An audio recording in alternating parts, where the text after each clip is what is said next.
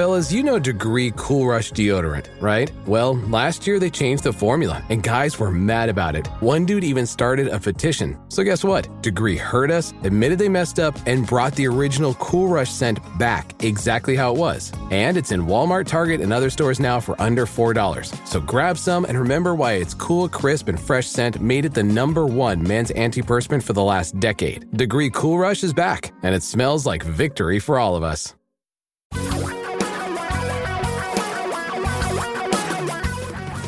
Reality radio for a really great future. We're talking real money. Hi, everybody. Welcome to Talking Real Money, the podcast, the video cast, a.k.a. the combo cast. I am Don McDonald. That is Tom Cock. We are two escapees from the land of unfortunate names, and we're here to help you out. I thought for now on you're going to be introducing me the land of misfit toys? Yeah, exactly. I thought for now on you're going to be introducing me as your assistant, my assistant, Tom Cock. My assistant, Thomas Seacock. Everybody's got to have a job. We used to call him a valet, but I couldn't keep up the British accent, so exactly. just went to assistant. Work. Thank you for having Definitely me on your not show. Girl Friday, Sir McDonald. as they used to say back in the old xenophobic days. Way old. All right, are we ready to do a show now? We've started it. This is going to be a really good show. So actually, I've got a really good topic. It's good. Really? Yeah, it's good. Yeah, I do. Often the topics in which you're most confident. Yeah. Okay. Well, give me a try. Just let me know. So here's the topic. Okay. All right. Here is, ladies and gentlemen, Thomas Seacock, my esteemed valet and assistant, will now share with you the topic the podcast. The topic the podcast is the topic that really at the end, there's two reasons people call us. They call us, I just came into $150,000. What do I do? That's always number one. And I tell you, number two always is housing related, real estate. Should I invest in real estate? Should I sell it's always something around that. They always want to know. Mm-hmm. And the answer always is, it depends. There never is an answer. Right? Because Don and I have agreed, and I think he's right on this one, that real estate should be a lifestyle situation, not an investment situation for the most part. There's some people that have bought things, they've owned them for a long time, especially commercial real estate, and that is an investing side to that. But for the most part, if you're looking at a homes, whatever it is, it should be about what you want your life to look like, not about getting rich from real estate. Because while in the last couple of years it feels like it's going to make you rich, over the long haul, not so much. Well, here's the dilemma with even in this environment. I mean, I've seen in my house, in which I've been for like 25 years, I've seen it go from $360,000 up to $1 million, back down to about $500,000. Then gradually it increased a little bit until like a year ago, it went and did something crazy. It went up to over $1 million again. Yeah, it has been nuts. So we're going to talk. Go ahead. But here's the dilemma, though. Here's the dilemma. I got $1 million house. Well, where do I go from here? Yeah, you got to live somewhere. Well, you got Disneyland. And you could now go live dumpy in little houses castle or something there, right? At Disney. No, Disney World. Pardon me. They are really adept at kicking people out of there. Get you out of. Okay, two parts of all this. Two reasons I want to talk about it. Number one is the Federal Reserve has actually issued a warning about the housing market, and this is their quote, showing signs of being in a bubble. Federal Reserve actually said that. Number two is I had a recent case where a gentleman came in. He had a bunch of money from a house he sold. He's been sitting on it for a while, and then he went out and wanted to go buy another house. He's in his late 60s, and I said, I don't think that's a good idea. But let's take. But why wasn't it? Why wasn't it a good idea? One, he didn't have enough money. Okay. He wanted to go buy another house. I said it's not a good idea. We'll talk about. Yeah, you're right. It's not enough, but we'll talk about the other reasons why. But let's first take up the Federal Reserve's assertion. And the reason that they see maybe a bubble. Number one, they talk about, and I didn't realize it gotten this high, the 30-year fixed mortgage now, almost 7%, 4.67%, which you and I know because we refinanced a year and a half ago, 2 years ago. Mine's at like 2.4. I mean, that's a pretty dramatic, and mine's at 15 years. So 2.6 yeah, or something. I mean, a pretty dramatic increase. That's one.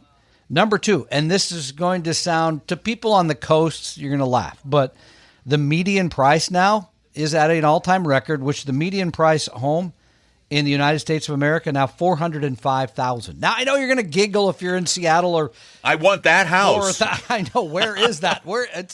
Somewhere. Where's that house? Not in my town. Fly over USA, right? Their third reason is more and more people are using adjustable rate mortgages. The demand for those up 26% from a year earlier because people can't afford to get into a 30-year. They need to have the adjustment. So they're saying, and this is their quote again, there are signs of being at a tipping point. First of all, they look at exuberance, like, didn't they use that around the stock market once in the late 90s? We're reaching the point. Anyway. Irrational exuberance. Thank you. They say that 95% is normal, and currently the exuberance ratio is at 115%. So way higher. Of course, the home price to income ratio is very high. Now, the good news out of all this is they did say they do not see a similarity to 2006, 2007, which led to the meltdown in 2008, of course, that household balance sheets are better. Of course, income verification now required on loans, where there was all the liar loans to give pretty much anybody the money back in that 2005, 2006 situation. But if you're worried about the housing market, there's a good reason to worry. I don't worry about it because, as Don said, we're kind of in our homes and we're not thinking about, cashing out and getting rich, which brings me to the I am real life example. Well, you're always thinking about that at some level, normally with your Bitcoin. But in this case, your circumstance has more to do with your longer term needs than it does with real estate. Let me explain. So a gentleman came in not long ago, as I said, sold a house a couple of years ago, and then was thinking he'd kind of wait to see what happened with the market. Well, that was a mistake. Because the amount of money he has now, there's no way he wanted to go buy a home with cash. He has about $300,000. There is no home, frankly, maybe an entire Western Washington you could buy for $300,000. I don't know where that would be, but the point Central Washington, maybe. Central Washington, yeah, perhaps. Yeah, you get over into Wenatchee, long Yakima, drive. maybe something like that. But even then, it's going to be hard. But here's the thing. Here's the deal. Okay, he is in his late 60s. He has no other savings. And he was insisting, I got to go buy a house. And I said, no, you don't got to go buy a house. You're going to need to stay liquid. This is something people forget about. They get in their heads. I think there's a lot of us in America think I have to own a home. He wants to do stuff outside in his yard. He wants to have all that. I said, you could do that with a rental property. You could find the right circumstance that fits your lifestyle, that fits your finances. And I was recommending, no, you take that money, I don't say invest it, because if he changes his mind in 3 years, that was the other part, is he wanted to know sort of short term, can I invest this and have it grow to the place to buy a house? I said, absolutely not. There would be no way if you needed that money in under 5 years, there's no way you should be investing that in stocks to try to hope it goes up. That would be crazy. So again, this is something that you brought up, Don, previously, is that we have this mental state of mind that I need to own a home. And by the way, many people think I need to have it paid off when I retire, which I think is mistaken too, because they have a tendency to take liquid assets, stocks, bonds, cash, and pay off a mortgage they don't need to. Even at 4%, that's a low interest rate. So again, if I was a seller, sure, there's a good time. But as you point out, got to have a place to move to. If I'm a buyer, I'm always cautious. Number three, if I'm a buyer and I'm in my late 60s, you really got to make sure that your cash position, your liquid position, is going to be there for the balance of your retirement. That's the part I think people forget about. I think part of the reason, and there are several reasons why people are obsessed with owning houses. One is it springs from our parents and their parents, and before them, a lot of people didn't own property, and it was the American dream to own property. The other is they want fixed costs, not realizing that owning a home is not a fixed cost. It's nowhere near a fixed cost. As a matter of fact, they say, well, rents are, $200 higher than my mortgage would be. Well, but taxes go up on a mortgage. Houses break. I'm getting ready to spend about $20,000 replacing my air conditioning system. Spent $3,500 fixing a staircase. Things break, and you really have to when you get this is. And I hate to put it this way, but I'm going to do it anyway.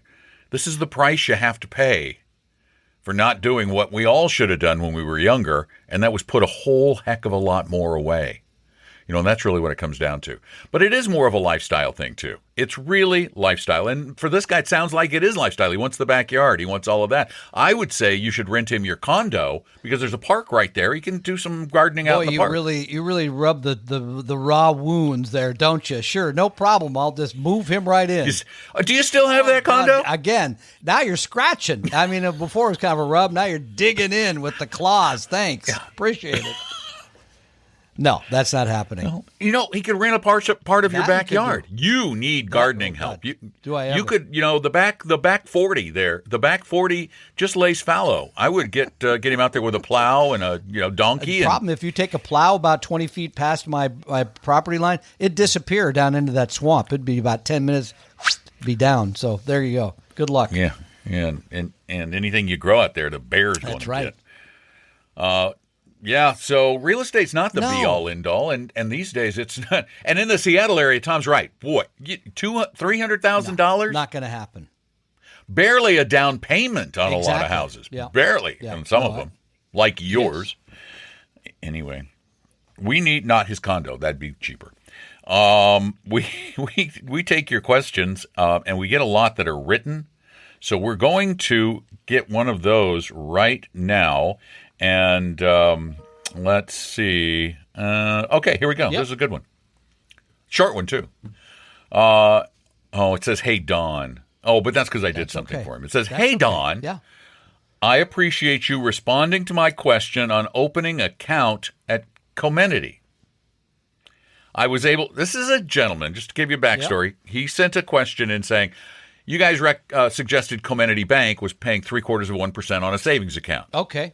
I tried to open the account. They rejected me. Oh, I remember this. I remember this, yeah. So he sent the question in, and I went live online and at the time and opened an account at Comenity and funded it with $5,000, and I'm making 0.75 on money that was at Bank of America, earning 0.00000000001. At 0.75, you're going to have a lot of money. I think I was earning about a penny a day.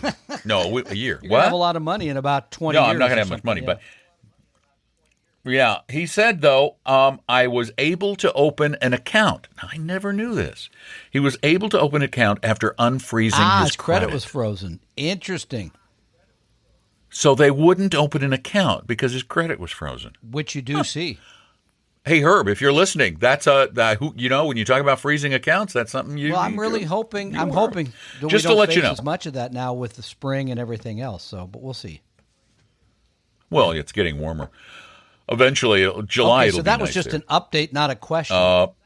But there's the question follows. Yes. I know. Here it says, I have an additional question. I know the FDIC limit for insurance is $500,000 for a joint account. Do you see any significant risk in carrying a balance higher than that? I have a significant amount I need to keep liquid, $1 million, for a future home purchase. Just wondering if it would be best to spread it among bank accounts and get the max at Comenity. This is a personal judgment issue, but if you go back to, I think, not long after the FDIC was set up in 34, whatever it was. Yeah, it was in the 30s. I believe I'm correct in saying this. I don't believe there is any bank in the United States that has not hasn't paid out. Okay, you've never been unable to. That wasn't bailed out. Some way or another it worked out. I mean, Washington Mutual is a prime example, right? 2008, all they did was change the name on the front to Chase. No one lost their money. Mm-hmm. There was that IndyMac. I don't think even there where the run was on the bank. I think everybody always got their money, correct? The one in Southern California, yeah. Absolutely, so, you're absolutely right. There has never, I don't even think with a state insured, I don't think it's ever happened, but I'm not 100% sure. Do I feel comfortable? But here's what would happen. The risks are incredibly low. The risks are far lower than losing money in, for example, a corporate bond fund. That's more likely than this happening because banks, big banks, the big banks, have lots and lots of capital. They really do. And for them to be able to buy up the client accounts of another bank with a little bit of support and payment from the FDIC. You see, for the FDIC to help them acquire those assets is cheaper than the FDIC paying Correct. off those assets. So it would take a Great Depression type event. It would take a greater than Great Depression event for you to lose out. However, that being said, I went to Bankrate and I saw 3 or 4 banks recently that were paying about the same rate. So you could spread it around and it would, and the spreading of money, this is another reason why we don't need crypto. I opened that Comenity account and had it funded in 15 minutes. Yeah, it's very easy today. All of this being online, you can move the money around. And if you needed to get it from there to wherever for your purchase, again, pretty easy. So I guess for your own well-being, you could spread it around. The likelihood of something going wrong is pretty doggone small. And this is from a guy up in my old neck of the woods, north of Colorado Springs. He's up there on the most infamous hill in Colorado of all hills. It's called Monument Hill. Monument Hill is between Denver and Colorado Springs, and it's the high point between Denver and Colorado Springs at about 8,000 feet, 7,000 feet, I think. I don't know exactly. But it is the place where the fronts pack snow in from either direction, coming up from the south or coming. And the Monument Hill can be incredibly frightening in the winter. Monumental drive of some kind? Hope you Is that stayed what you're warm. saying? Monumental Drive. He's in Monument, Colorado. Well, folks, friends, neighbors, countrymen, thanks for being a part of what we do here before on you Talking go, Real Money. If you're listening, What? watching, or paying attention, it's only like Which is 5 only a few. weeks from now, and you should be joining us. You should be wherever you are in your life. You should take in retirement, because yes, when you're closer to retirement, there's more value, but you're going to get something out of it no matter if you're 30, 60, 90, whatever it is. There's all kinds of information on investing, retirement income, housing, long-term care, Social Security, a whole bunch of stuff. Okay, you can skip the Medicare part. That's true. Because it'll probably be different by the time you get even there. if you just listen to Herb. That's a good time to take a If you break. just listen to Herb about, protecting yourself from all the scams, when there are a lot. Join us, retiremeet.com. If you come virtually, it's free. If you join us in person, there's a charge because Don is making all those sandwiches and he wants to get his money back. So join us, retiremeet.com. That's Saturday, May 14th. Going to be a great day. I only use the best ingredients. The mayonnaise is to die for. And I'll say that. And parking is free. You gotta like that. No, Tom's paying for that. Come on. Tom's running a little shuttle to his house. That's a great Park idea. in I the like that. backyard, runs a shuttle bus down to Maidenbower. All right, thanks for being a part of this. I'm Don. That's Tom, talking real money. We hope you realize that the information provided on Talking Real Money is for informational, educational, and hopefully enjoyable purposes only. Providing personalized financial planning or investing advice takes time, so please consult with a really good fee-only fiduciary investment, tax, or legal advisor. We know a good one. Investing must always involve risk. In other words, you can and probably will lose money at times. Also, as much as you want it, no one can accurately and consistently predict the future, so past performance doesn't tell you a darn thing about what the future will bring. Unlike many other programs that say something similar, Talking Real Money is not trying to get you to buy or sell any financial products or securities. Instead, the program is provided as a public service by Apella Capital, a fee-only registered investment advisor. Thanks for listening, and please visit TalkingRealMoney.com for more information and disclosures. To keep the lawyers happy.